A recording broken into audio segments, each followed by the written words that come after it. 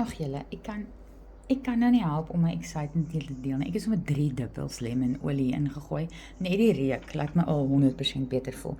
Ek gaan nou sommer van my frankincense vat weer aan my duim sit teen my verhemel te druk, laat alles lekker kan oopgaan en direk deurgaan na my brein toe. En ek het baie om te doen vandag, so ek kan nie bekostig om nie goed te funksioneer nie.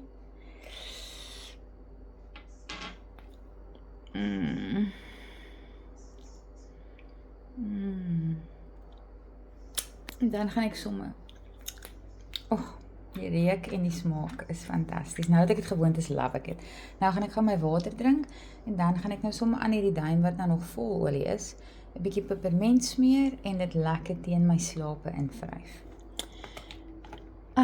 Ek wens ek kan vir elkeen in die wêreld net so ou klein groen kussie gee, dat as jy sulke foutjies maak, soos ek was nie 'n foutjie, dit was verskriklik lekker om die vis te eet met 'n bietjie wyn. Ek dink 5 maande laas enige alkohol gebruik.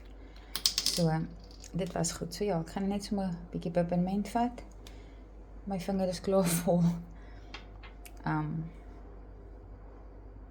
En dan gaan ek sommer van my carrier oil, hier so staan my, in my hand gooi en dit gaan my slape vryf. Ek sal julle laat weet. Ek ruik dit. Totsiens.